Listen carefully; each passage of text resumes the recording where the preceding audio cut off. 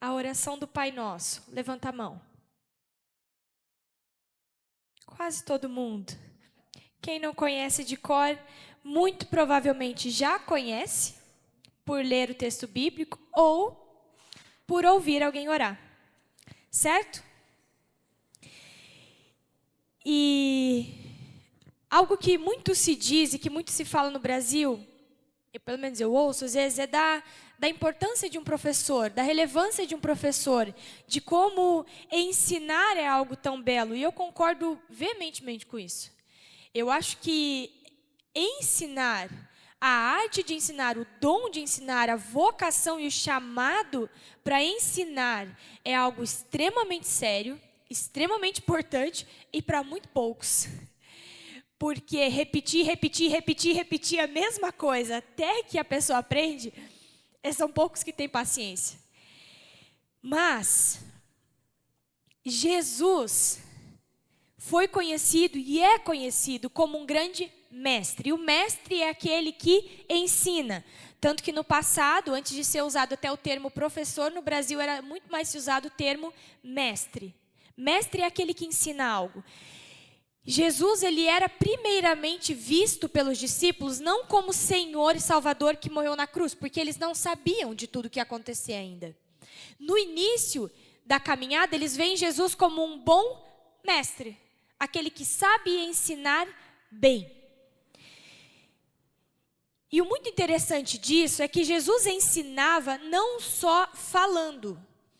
E a gente sabe aquilo que ele falou por meio dos evangelhos, certo? Porque nos evangelhos está escrito, obrigada, aquilo que Jesus falou, aquilo que Jesus fez. Mas ele não ensinava apenas pela fala, ele ensinava também pelo exemplo.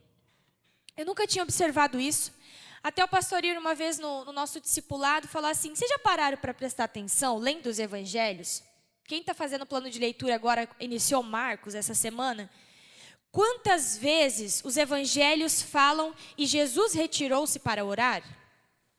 São às vezes frases bem curtas, versículos bem curtos que nos passam despercebidos. Mas era um hábito de Jesus muito comum. Desde o início do seu ministério. Tanto que, no início do ministério já, os discípulos chegam e falam para Jesus, mestre, nos ensina a orar. E Jesus, de fato, ensina aos seus discípulos a orar. Diante disso, a primeira coisa que eu quero que a gente aprenda hoje, que a gente grave hoje, é que oração é algo que se aprende. Se Jesus ensinou aos seus discípulos, se eles tiveram que aprender pelo exemplo de Jesus, que se retirava muitas vezes para orar sozinho, em outros momentos orava com os discípulos e pelos discípulos, e também ensinando, dizendo, faz assim, ora dessa maneira. Então, oração é uma coisa que se aprende. Portanto, se você não sabe orar, não tem hábito de orar, tem vergonha de orar, tem medo de orar, se achegue em alguém que tem hábito de oração e fala, eu quero aprender a orar, me ensine. Faça isso. Os discípulos fizeram. Então a gente também pode fazer. Se você tem criança em casa, se você tem um novo convertido próximo a você, ore com ele, ore por ele, ore junto dele. Nos meus discipulados, um dos primeiros passos práticos que tem é que um ora no início e o outro ora no final. Ou eu oro no início, ou quem está fazendo o discipulado comigo ora no início. E já chegou o momento de a gente ficar em silêncio por muitos e muitos minutos, até alguém conseguir falar uma palavra. E tudo bem, porque a pessoa estava aprendendo a orar. Entende? Primeiro aspecto, oração se aprende. Teus filhos ainda não têm hábito de orar? Ensine antes que seja tarde demais. Tu tem alguém na tua casa que não tem hábito de orar? Ensine. Sente com ele, ore com ele, fala, eu gostaria que você orasse por mim hoje. Ah, não sei o que falar, eu vou te ajudar. Continuando. Vamos abrir nossas Bíblias lá em Mateus 5, que é onde está esse texto bíblico. Mateus 5, versículos 5 a 8. Evangelho de Mateus. Para quem está fazendo o plano de leitura em janeiro, já leu o Evangelho de Mateus e já passou por esse texto. Para quem não sabe o que é o plano de leitura, é o nosso plano anual de leitura bíblica. Ele tem ali com o pessoal do acolhimento, em uma folhinha onde cada dia tem os capítulos da Bíblia onde você pode ler e acompanhar. Mateus 5, a partir do versículo 5. Eu coloquei 5 a 8 aqui, mas está errado, tá? É 5 a 13.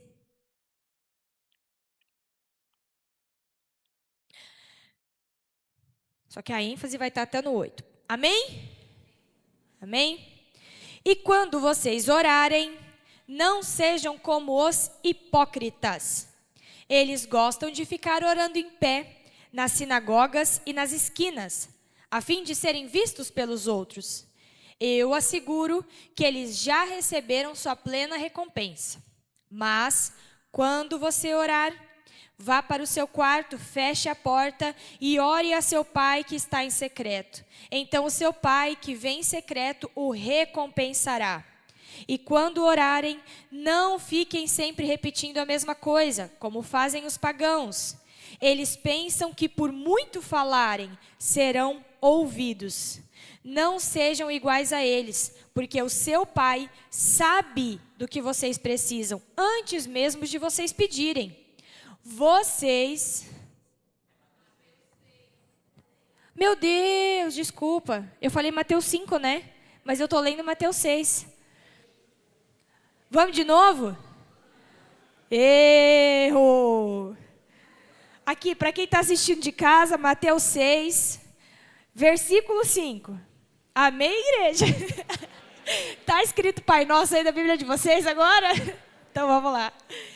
E quando vocês orarem, não sejam como os hipócritas. Eles gostam de ficar orando em pé nas sinagogas e nas esquinas, a fim de serem vistos pelos outros. Eu asseguro que eles já receberam sua plena recompensa. Mas, quando você orar, vá para o seu quarto, feche a porta e ore a seu pai que está em secreto. Então, seu pai que vem em secreto o recompensará. E quando orarem, não fiquem sempre repetindo a mesma coisa, como fazem os pagãos. Eles pensam que por muito falarem, serão ouvidos. Não sejam iguais a eles, porque o seu pai sabe do que vocês precisam antes mesmo de o pedirem. Vocês orem assim: Pai nosso que estás nos céus, santificado seja o teu nome. Venha o teu reino, seja feita a tua vontade, assim na terra como no céu. Dá-nos hoje o nosso pão de cada dia. Perdoa as nossas dívidas, assim como perdoamos aos nossos devedores. E não nos deixes cair em tentação, mas livra-nos do mal. Pois teu é o reino, o poder e a glória para sempre. Amém? Primeiro eu quero parabenizar vocês por terem me corrigido, viu? Isso é essencial, porque já pensou se eu enganasse vocês? E existe engano por aí. É extremamente importante conferir na Bíblia o que um pregador está pregando. Não confie, versículo tal. Vai lá, confere se o versículo tal existe. Isso é extremamente importante. Aqui, quando Jesus está falando sobre oração, especificamente em Mateus, não aparece o momento em que os discípulos pedem para Jesus ensinar. Isso aparece em Marcos. É o mesmo texto bíblico, mas Mateus ele tira essa parte, ele não escreve essa parte de que foi um pedido dos discípulos. Sendo um pedido dos discípulos, Jesus começa essa parte falando para a gente não ser como os hipócritas, e quando a gente orar, a gente ir para o nosso quarto e fechar a porta e orar em secreto. Tá. Era um hábito religioso na época fazer orações em voz alta nas sinagogas. O nosso templo que está aqui, normalmente ele fica fechado e ele só é aberto quando tem alguma programação específica. Na época não era assim. As pessoas adentravam e caminhavam pelas sinagogas o dia inteiro, tinha movimentação, tinha muitas pessoas ali. Então, quando Jesus está falando sobre orar nas sinagogas e nas esquinas, é orar onde tem muita gente, onde as pessoas estão vendo. E aí Jesus vai dizer para a gente não fazer orações repetitivas e nem orações nas sinagogas ou nas esquinas, como fazem os fariseus. O que significa isso? Uma primeira coisa que a gente precisa entender com esse ensino de Jesus, não é que a gente não pode orar em público. A gente ora aqui na igreja, certo? Eu pego o microfone, eu oro. O Ministério de Música pegou o microfone e orou em público diante de vocês, diante de uma multidão. Mas a primeira coisa que Jesus está ensinando é o seguinte: quando você ora, você não ora para que os outros te ouçam e pensem, nossa, olha como ele ora bonito. Olha que palavras que ele escolheu. Olha que eloquência. Como sabe falar bem. Não. A oração, ela não é uma fala para o outro. A oração, ela é uma fala para Deus. É uma conversa com Deus. Então, qual que era o problema dos fariseus? Por que eles erguiam as vozes nas sinagogas e nas esquinas? Não para conversar com Deus, mas para mostrar às pessoas aquilo que eles queriam falar. A preocupação deles não estava em o Pai ouvi-los, estava nas pessoas ouvi-los. Vamos dizer assim, é como se eles quisessem aumentar, se achar melhor do que os outros, ou dar alfinetadas, como tem uma história na Bíblia de um fariseu que bate no peito e fala, eu não sou pecador como esse publicano que está aqui do meu lado. Entende? A oração, ela não existe para a gente alfinetar pessoas, ou para a gente se achar melhor, ou para a gente demonstrar para os outros o quanto a gente é bom. A oração é uma conversa com Deus. Por isso Jesus fala, faz em secreto. Começa em secreto. A oração em voz alta, como a gente faz, por exemplo, aqui na comunidade, como você faz na sua casa com a sua família, ela tem o objetivo de unir, de trazer unidade. Então, eu converso com Deus, quando eu estou no meu quarto, como se fosse eu e Deus, né? Vamos dizer assim, eu e Deus sentado frente a frente.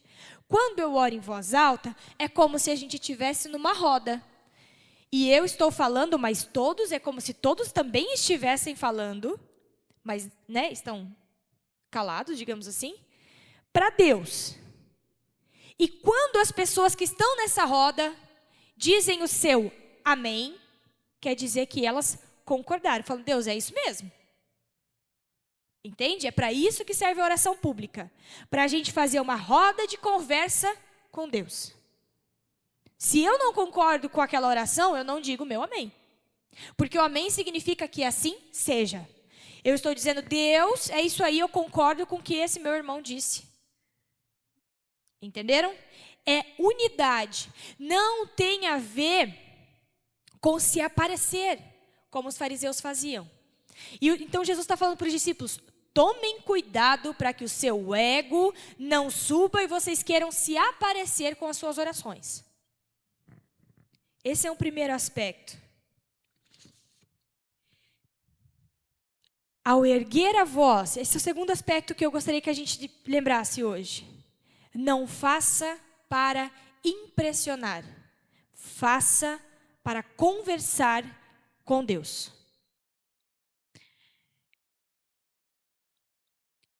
Jesus, sabendo da nossa necessidade de aparecer, conhecendo perfeitamente o nosso coração pecaminoso e dos seus discípulos, dá a instrução aos seus discípulos dizendo, ore em secreto, fechando a porta do teu quarto. É isso que o texto começa falando, esse texto que nós lemos, de Mateus 6. Vá no teu quarto, feche a porta e ore em secreto, porque o teu pai que te vê em secreto te ouvirá. Agora eu quero ir para o terceiro aspecto. Ao começar a oração, qual que é a primeira frase que a gente fala? Pai nosso que estás no céu. Olha só que coisa incrível. Parece muito óbvio, né? Eu lembro de um pastor uma vez que ele falava assim, normalmente a gente começa Pai Nosso e a igreja entra junto no que estás no céu. Isso não deveria ser, né? Porque a gente tem que falar o Pai Nosso também. Parece muito óbvio quando a gente começa a oração chamando Deus de Pai. Mas, igreja, quando Jesus está ensinando os discípulos a chamar Deus de Pai, Ele está ensinando algo extremamente fora do contexto deles. Tanto que um dos motivos que os fariseus têm mais raiva de Jesus, têm mais ódio de Jesus, é porque Jesus trata Deus como Pai. Isso era blasfêmia, isso era pecado extremo contra Deus.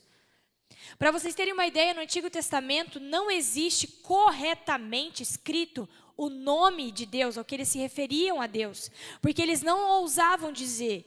Então, apresenta apenas 4 consoantes no hebraico. Eles tinham medo de escrever, eles tinham medo de ler por temor de não dizer, de não se referir diretamente a esse Deus. Aí vem Jesus e chama Deus de Pai. Isso é algo absurdo. E agora Jesus está dizendo para os seus discípulos, vocês também o podem chamar Pai. Porque a partir de mim, vocês são como filhos adotivos desse Pai. Eu vou enxertar vocês diante desse Pai, na presença dEle. E aí ele fala, Pai Nosso. Por que Jesus fala para os discípulos entrarem no quarto e orarem sozinhos, em secreto, e não fala para eles orem assim, Pai meu que está nos céus? Pô, a pessoa está sozinha. Por que eu vou orar Pai Nosso? Não tem ninguém ao meu redor. A gente normalmente ora o Pai Nosso aqui na comunidade, daí faz mais sentido. Mas Jesus estava ensinando a orar sozinho. Pai Nosso que estás nos céus. E lá na frente, quando ele vai falar, perdoa as nossas dívidas. Ui, estou pedindo perdão pelo pecado dos outros? Porque eu estou sozinho, lembra? Em secreto, vai em secreto e ora, Pai Nosso que estás nos céus.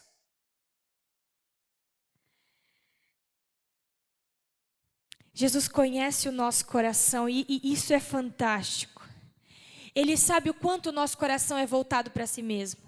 O quanto a gente gosta de pensar na gente mesmo e excluir o outro. O quanto, quando a coisa aperta, quando a situação está difícil, ou quando eu não gostei do que o outro fez, eu excluo ele e olho só para mim. O quanto eu só penso naquilo que eu gosto, naquilo que eu quero, naquilo que eu preciso, naquilo que eu sonho. E Jesus está dizendo assim, entre vocês não será assim. É como se Jesus estivesse dizendo, mesmo quando você estiver em secreto no teu quarto, você não vai orar apenas por você. Ao dizer, Pai Nosso que estás nos céus, perdoa as nossas dívidas. Dá-nos hoje o pão nosso de cada dia. Você está se colocando e lembrando que você é parte de um corpo. Você não é cristão sozinho. Você está sendo cristão sozinho? Não entendeu ainda o que é ser corpo de Cristo. Nós somos parte de um corpo e Jesus está dizendo, você não ora só por você. O Pai não é só seu. Ele não tem um filho único. Ele tem um filho unigênito, que é Jesus. Mas aqui, a igreja de Jesus, todos somos filhos. E todos somos parte de um mesmo corpo. E isso é extremamente difícil para entender, porque a gente se vê separadamente. Mas imagina de fato um corpo. Põe essa imagem na tua cabeça. Jesus é isso aqui. Ele é o cabeça, ele é o que pensa, ele é o que comanda, ele é o que dá direção. Nós somos todas as outras partes. Queridos, não tem como meu dedo viver se não tiver grudado na minha mão e não tiver circulação sanguínea e grudado no resto do corpo. Isso tem que ser óbvio para a gente. Cristão não vive sozinho. Por isso, a nossa oração também não deve ser egoísta e egocêntrica, voltada apenas para mim. Por isso, Jesus nos ensina a orar, Pai Nosso, mesmo no secreto. Não apenas no culto comunitário, não apenas no encontro com as pessoas, mas sozinho orar uns pelos outros e lembrar que eu jamais estou sozinho nessa caminhada.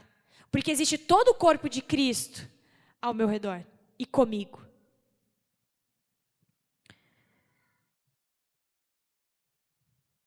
Se você de fato entender isso, se você de fato compreender que essa oração que Jesus ensina aos seus discípulos, a única oração descrita por Jesus, que ele nos ensinou, você vai ter de fato o seu eu confrontado nos dias em que você, por exemplo, pensar em desistir da caminhada de fé. Ou da caminhada comunitária. Os dias que o teu eu e o teu ego dizerem, você não precisa das pessoas. As pessoas são falhas. Olha o que elas fizeram para você. Vive tua fé sozinha. Se você entendeu o Pai Nosso, você não vai mais ter coragem de olhar para o teu irmão, que peca assim contra você, assim como você peca contra ele, e excluir ele da tua vida, porque ele é parte do mesmo corpo que você. E se você se ausentar do corpo de Cristo, você morre.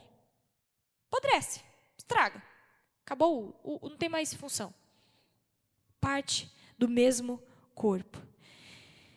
Isso é extremamente importante dizer, porque cada vez mais nós vivemos num tempo em que também as igrejas têm focado no eu.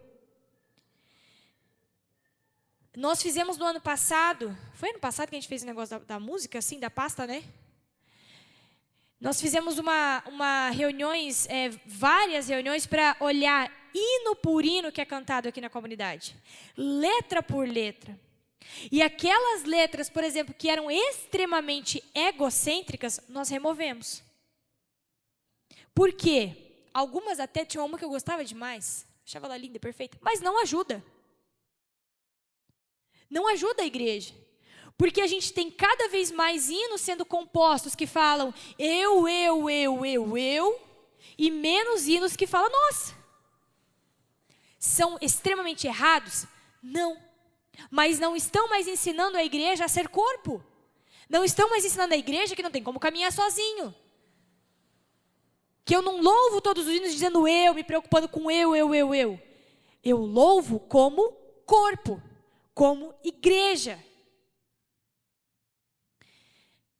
Isso é algo extremamente importante. Pai nosso que estás no céu, o Pai é nosso, e mesmo sozinho, nós carregamos conosco o corpo de Cristo, ao qual nós fazemos parte. E quando eu digo corpo, não pensem apenas em igreja luterana. Corpo de Cristo são as pessoas que creem em Cristo. Então, por exemplo, não sei se vocês têm visto, mas a perseguição na Nigéria aos cristãos está extremamente violenta. Tem muitos cristãos morrendo pelo mundo por serem cristãos. Será que a gente para orar por esses irmãos?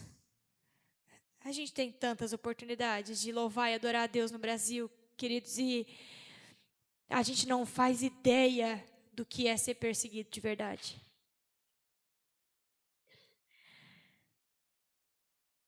E aí vem a segunda petição do Pai Nosso.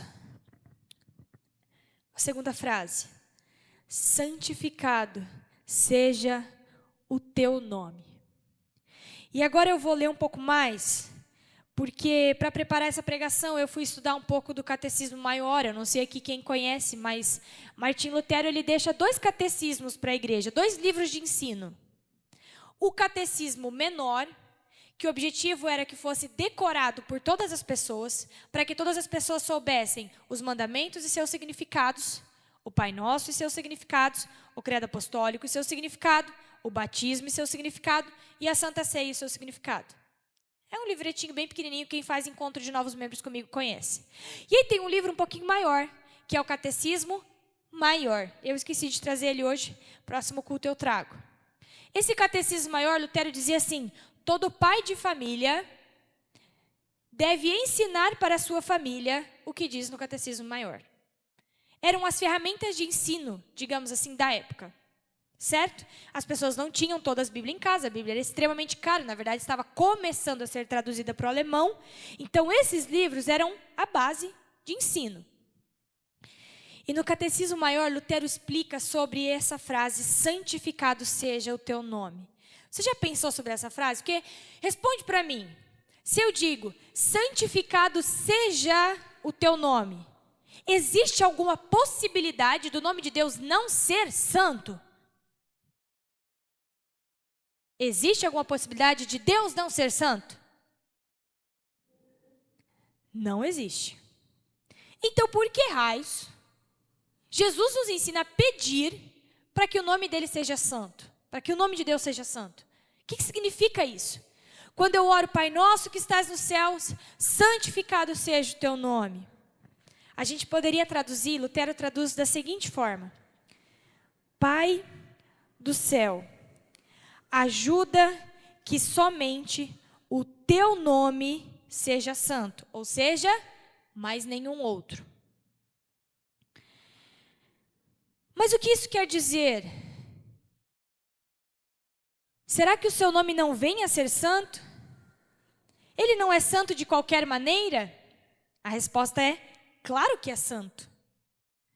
Só que na forma como nós o usamos, muitas vezes ele não é santo. Temos que cuidar muito que seu nome seja mantido santo e puro como o nosso maior tesouro. Precisamos clamar que seu nome, que é santo no céu, também seja mantido santo na terra, entre nós. Como? Ensinando e vivendo de modo divino e cristão. Como chamamos ele de Pai, temos a obrigação de sempre apresentar uma postura de filhos devotos a esse Pai. Nós acabamos de chamar ele de Pai. Então, a nossa postura diante dele deve ser de filhos obedientes, reverentes a esse Pai. E que, por onde forem, por onde andarem, da forma como vivem, da forma como falam, vão expressar a santidade do seu Pai. É isso que Jesus está ensinando para a gente. Acontece que nós muitas vezes, eu vou usar uma palavra um pouco antiga, profanamos com palavras e atos o nome de Deus. É como se a gente... uma palavra para profanamos. Tem umas horas que minha cabeça trava, né? É como se a gente, ao invés de santificar, a gente estivesse colocando o nome de Deus no lixo. Isso é profanar. Primeiro exemplo que Lutero cita, e gente, tudo isso aqui que eu estou colocando, eu estou citando Lutero. O primeiro exemplo de não santificar o nome de Deus é quando se prega ou ensina coisas erradas em nome de Deus. Para legitimar mentira ou vendê-la bem. A maior infâmia e desonra para o nome divino. E eu coloquei isso aqui, eu achei extremamente interessante, porque eu digo a vocês, tomem cuidado com tantas pessoas que têm usado o nome de Deus hoje em dia. Tomem cuidado e conheçam as Escrituras o suficiente para saber se aquilo santifica o nome de Deus ou não. Tomem muito cuidado, igreja, para não profanar o nome de Deus junto com outras pessoas. E eu vou dar um breve exemplo aqui, espero não me complicar com esse exemplo. Fiquei muito pensando se eu ia dar esse exemplo. Há algum tempo atrás, algumas semanas atrás, o deputado Nicolas Ferreira fez uma caminhada, certo? E durante essa caminhada deu muita chuva e raio. Deu um raio lá, certo? Que machucou pessoas. Eu vi um vídeo de um pastor explicando, né, sobre essa situação e tudo mais. E aí ele colocou lá 2 vídeos postados na rede social. Um, de um pastor falando que aquele raio era uma batalha espiritual e que a caminhada do Nicolas Ferreira alcançou um novo nível de batalha espiritual. Ou seja, defendendo o Nicolas e falando que ele é, né, que ele é forte, que ele está vencendo poderes das trevas, e aquele raio foi jogado para tentar parar ele. Essa foi a ideia. No mesmo dia, um dia antes, um vídeo de uma pastora, profeta, profetizando em cima de um monte, perto da onde estava sendo a caminhada do Nicolas Ferreira, para que caíssem trovões lá onde eles estavam, para acabar com a caminhada. Caiu o trovão. Quem está certo? Os dois usaram o nome de Deus para dizer, Deus está me falando que é isso. Aí vem um outro e diz, Deus está me falando que é aquilo. É isso que eu estou dizendo. Tomem cuidado com aquilo que as pessoas têm dito que é em nome de Deus. Eu vejo pregadores, ao invés de pregar a palavra, eles apenas dizem, Deus está me dizendo, Deus está me dizendo, Deus está me dizendo. Por quê? Porque eles pensam que se eles levar profecias para as pessoas, então as pessoas vão gostar mais e vai ter mais avivamento e tudo mais. Mas a pregação da palavra, o ensino da palavra está ficando de lado? Tomem cuidado com isso. E eu não estou dizendo, igreja, que Deus não revela coisas. Desde que essas coisas estejam de acordo com a palavra, Deus tem poder para fazer o que Ele quiser. Eu, sinceramente, quando eu digo esses exemplos políticos, eu vou dizer para vocês, eu não tenho lado, eu não me posiciono diante disso. O que eu estou querendo dizer para vocês, tomem cuidado com aquilo que vocês põem o nome de Deus. Porque um dos mandamentos, o segundo mandamento diz, não use o nome do Senhor teu Deus em vão. Tem que ter muito temor ao dizer, Deus me mandou dizer, ou isso é de Deus, ou aquilo é de Deus. Eu tenho muito medo de dizer isso. Demoro muito tempo, até que talvez Deus confirme, ou confirme por meio de outras pessoas. E aí eu me pergunto, diante de tantas coisas, tantos evangelhos diferentes sendo pregados no Brasil, em que um contrapõe o outro, será que o nome de Deus tem sido santificado nesse país? Porque quando eu encontro pessoas não cristãs, eu fico me perguntando como que eu vou me apresentar a elas de uma forma que elas não criem uma barreira comigo, para que elas pelo menos me ouçam e ouçam o evangelho de Jesus Cristo de verdade. Eu às vezes vou dizer bem sinceramente, às vezes eu tenho vergonha de dizer que eu sou pastora. Né? Porque já sou nova, já sou mulher e tudo mais, a pessoa fala assim, eu vejo a decepção na cara das pessoas. Normalmente eu falo assim, eu trabalho na igreja luterana. E aí a pessoa fala, trabalho na igreja luterana? Como? Não, eu prego, e eu vou falando, onde é que é a igreja luterana? Eu falo, lá, várias visitas. Aí eu consigo entrar, ter uma porta. Aí às vezes a pessoa fala, mas você é pastora? Eu falo, sou. Mas por que você não disse logo? Eu falei, porque assim eu tive a oportunidade de pelo menos conversar com você. E é fato. Se eu disser que eu trabalho aqui, eu tenho muito mais oportunidade do que se eu disser que eu sou pastora. Porque o nome de Deus não tem sido santificado no nosso país.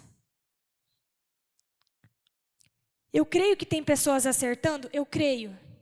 Mas diante de tanta controvérsia, eu digo, vamos voltar à palavra e vamos estudar a palavra para que a gente não seja enganado, igreja. Para que a gente não seja levado por aquilo que não honra e não glorifica a Deus. O segundo exemplo que Lutero dá, de como a gente profana o nome de Deus, ele vai dizer condutas perniciosas. O que significa isso? Quando eu faço o que eu quero. Isso profana o nome de Deus. Por quê? Ele vai escrever assim, quando pessoas consideradas cristãs são adúlteras, alcoólatras, amantes do dinheiro, invejosos, fofoqueiros. Cuidado, pois a tua vida revela o que de fato você tem ouvido de Deus. Nós sabemos que um crente é crente não pela forma como ele se porta na igreja, mas como ele é na sua casa. A gente sabe que um crente é crente de verdade pela fama que ele tem no seu trabalho. A gente sabe que um crente é crente de verdade por como ele é conhecido na escola ou na faculdade. Lá fica claro se Deus realmente é o pai dele. Porque aqui a gente tem um jeito de se vestir, a gente tem um jeito de se portar, a gente tem um jeito de falar. Mas lá fora, Mas vocês acham que o que mostra de fato o meu relacionamento com Jesus? Quando eu estou aqui e repito os comportamentos daqui? Ou quando eu estou lá fora e repito os comportamentos do mundo? Lá fora. A gente só sabe se um cristão é cristão de verdade lá fora. No mundo. Quando ele precisa ser sal e luz. É lá que a gente vê se de fato ele entendeu o evangelho. E o terceiro exemplo que que Lutero dá, é quando nós somos denominados filhos de Deus e vivemos de forma diferente de filhos devotos do Pai. Se não vivemos segundo o reino, se não há transformação em nós, se o Espírito Santo não muda quem de fato nós somos, então precisamos com extrema humildade dar um passo para trás e clamar: misericórdia, Senhor, converte o meu coração. O nome de Deus é santo por si só, isso não há dúvida. A santidade de Deus nunca será mudada por nós, mas nós, como filhos desse Deus, podemos ou não santificar o seu nome por meio das nossas vidas, para que aqueles que ainda não conhecem o Pai, mas conhecem a mim, conhecem a vocês, possam por meio da nossa vida saber quem é Deus. Isso é: santificado seja o teu nome. 4 coisas, igreja. Oração se aprende. Se você não sabe, procure alguém para te ensinar. Se tem alguém ao teu redor que não sabe orar, ensine. 2, oração pública é conversa coletiva com Deus e não amostra de mim mesmo. 3, eu sou parte de um corpo e Ele é parte de mim todos os dias e todas as horas. Deus é nosso Pai e não meu. 4, a minha vida deve revelar a minha devoção ao Pai, a minha obediência ao Pai. Tudo que eu falo, tudo que eu sou, deve santificar o seu nome para aqueles que ainda não o conhecem. E hoje nós vamos cantar essa oração do Pai Nosso. E durante a ceia, orar a oração do Pai Nosso. Eu quero dizer a vocês, façam isso, pensando em tudo que vocês aprenderam. Preparem-se para a ceia. Prepare-se para a ceia, refletindo o quanto você tem santificado o nome de Deus na sua vida. O quanto as pessoas da sua casa reconhecem a santidade de Deus por meio do teu exemplo. Enquanto nós nos preparamos para a ceia, se há algo a confessar diante de Deus, se tu tem usado o nome de Deus em vão, ao invés de santificá-lo, confesse isso a Deus. Ou, se você tem buscado apenas caminhar sozinho, se você não se importa mais com os teus irmãos de caminhada, confesse isso a Deus. Peça perdão e lembre. Fala: Senhor, eu sou parte de um corpo, transforma isso em mim. Queridos, a ceia é a presença do próprio Jesus para perdoar pecados, para nos chamar de volta a um relacionamento com Ele, para reavivar a chama da sua presença na nossa vida. A ceia é um ato visível de Jesus se entregando a nós por puro amor. Quando a gente ceiar, faça isso com extrema reverência. Faça isso diante de Deus. Vamos nos colocar de pé?